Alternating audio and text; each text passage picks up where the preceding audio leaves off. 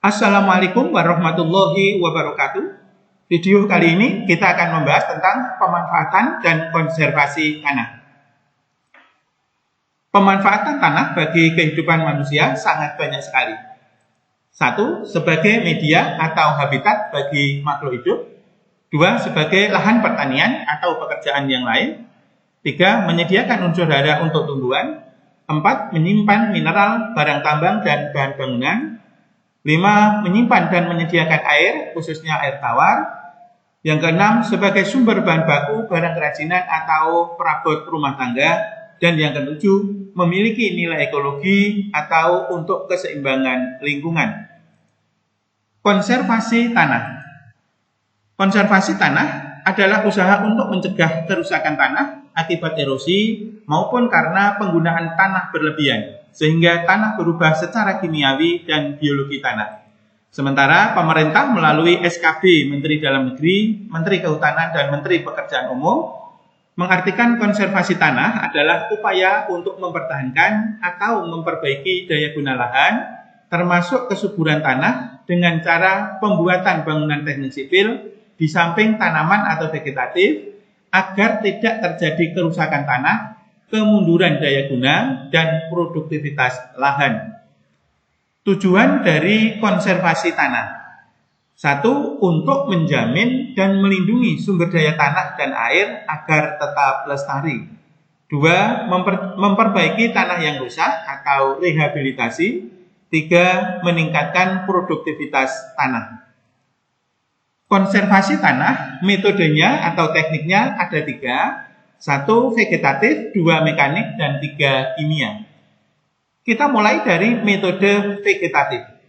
Adalah metode yang menggunakan tanaman atau bagian tanaman untuk mengurangi daya erosi air hujan terhadap tanah. Tujuannya adalah agar air hujan tidak langsung mengenai tanah dan juga untuk mengurangi laju permukaan air tanah. Macam-macam metode vegetatif. 1. Reboisasi atau reforestasi dan penghijauan. Reboisasi atau reforestasi adalah penghutanan kembali suatu kawasan hutan atau yang dulunya adalah hutan tetapi kemudian gundul, maka kita bisa menghutankan kembali. Sementara penghijauan adalah penanaman tanaman pada lahan kritis atau lahan-lahan gundul ataupun lahan-lahan miring supaya tidak terjadi erosi. Metode vegetatif yang kedua adalah strip cropping. Adalah penanaman berjalur tegak lurus terhadap arah angin ataupun aliran air. 2. Yang ketiga adalah kontur strip cropping. Adalah penanaman berjalur sejajar dengan garis kontur. Bisa dicermati, strip cropping jalurnya relatif lurus ya, lurus arah angin, arah aliran air atau arah anginnya dari kanan ke kiri. Maka jalur tanamannya lurus dari posisi kita ke depan, lurus. Sementara pada kontur strip cropping, jalur tanamannya berkelok-kelok mengikuti garis kontur pada lahan tersebut. Yang keempat adalah buffering, metode penutupan lahan yang memiliki kemiringan curam dengan tanaman keras. Tujuannya tentu untuk mengurangi ataupun bahkan menghilangkan erosi. Yang kelima, windbreak, yaitu metode penanaman dengan vegetasi secara permanen guna melindungi tanah atau lahan dari terpaan angin. Bisa diperhatikan ketika tanaman pangannya ada di posisi sebelah kiri, maka bila kawasan tersebut kecepatan anginnya biasanya sangat tinggi, bisa dihadang atau dihalangi dengan tanaman. Tanaman pun bisa 3 lapis. Tanaman yang pertama dari arah angin lebih pendek, kemudian semakin tinggi, dan yang di samping tanaman tentu saja relatif atau paling tinggi. Seperti di gambar kanan bisa disaksikan, dengan begitu angin akan langsung naik ke atas, tidak menerpa tanaman pangan langsung.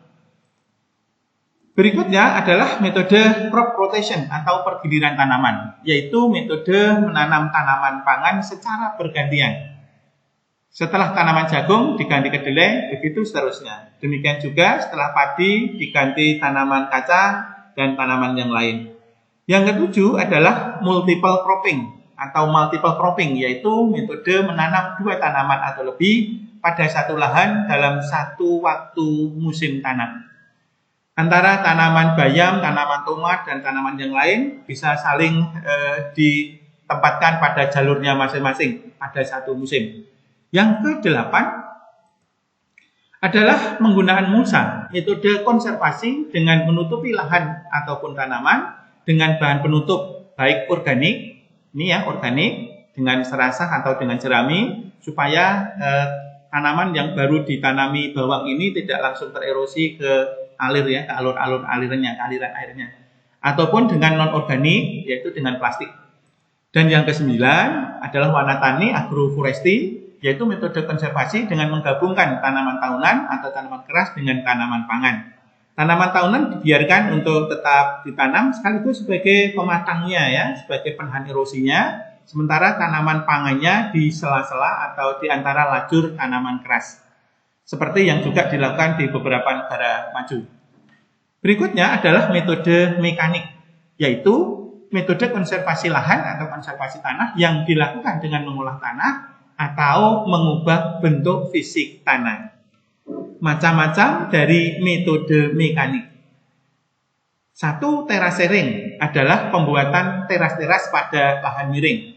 Dan terasering ini ada banyak sekali macamnya. Sebelum kita ke nomor 2 dari metode mekanik, kita akan coba menyebutkan dahulu macam-macam dari terasering. Terasering yang pertama adalah teras datar atau level teras. Ini dibuat pada lahan yang tingkat kemiringannya adalah kurang dari 3% atau kurang dari 3% relatif datar. Tujuannya untuk memperbaiki pengaliran air dan pembasahan tanah.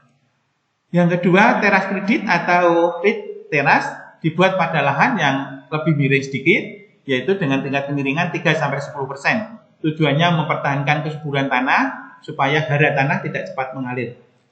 Yang ketiga, jenis terasering adalah teras bangku atau band teras pada lahan dengan tingkat kemiringan 10-30%. Tujuannya di samping mencegah erosi untuk mempertahankan fungsinya sebagai tanaman padi ataupun tanaman palawija.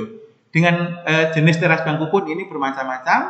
Teras bangku yang ada pematangnya yang paling atas sama yang paling bawah, ini adalah untuk tanaman pangan yang membutuhkan air, ya seperti padi. Sementara yang tengah, 2 yang tengah ini teras bangku miring keluar dan miring ke dalam ini, tidak perlu pematang, ini bisa untuk tanaman palawija. Kemudian yang ke D atau yang keempat dari jenis teras ada teras guludan atau kontur teras. Dibuat pada lahan yang kemiringannya adalah 10-50%. Tujuannya untuk mencegah hilangnya lapisan tanah. Lahannya tetap dibuat miring. Yang ke E, yang kelima, teras kebun. Dibuat pada lahan yang kemiringannya 30-50%. Ya, tujuannya untuk tanaman perkebunan. Tanaman perkebunannya di samping saluran air, sementara lahan di bawahnya dibiarkan tetap miring. Yang ke-6 atau yang ke E, yang ke F adalah teras batu dibuat pada lahan yang sangat miring, pemanfaatan batu. Sekarang kembali ke metode mekanik. Metode mekanik yang kedua adalah kontur tillage, yaitu pengolahan tanah sejajar dengan garis kontur dan membentuk ikir-ikir kecil yang mempertahankan aliran air dan memperbesar infiltrasi air atau peresapan air ke dalam tanah. Jadi ikir-ikir kecil dibuat untuk tanamannya dan airnya dibiarkan berada pada saluran-saluran air ini dan diupayakan untuk terus meresap atau infiltrasi ya ke bawah. Yang ketiga, cek dam, kegiatan membendung aliran air melalui parit sehingga material yang tererosi bisa tertahan dan terendapkan. Dengan begitu unsur haranya akan tertahan di situ. Inilah gambaran parit-parit atau dam kecil yang dibangun. Ini dam kecil yang dibangun, ini juga damnya, ini damnya, ini damnya. Dengan begitu aliran air akan tertahan di sini, minimal endapannya akan tertahan dan unsur haranya juga akan tertahan.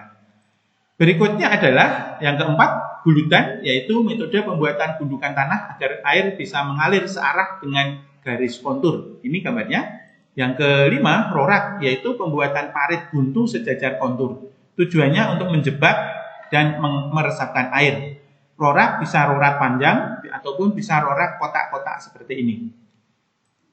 Kemudian metode yang ketiga adalah metode kimia. adalah metode konservasi lahan yang dilakukan dengan memberikan bahan kimia ke tanah sebagai sarana mencegah erosi dan meningkatkan daya guna tanah.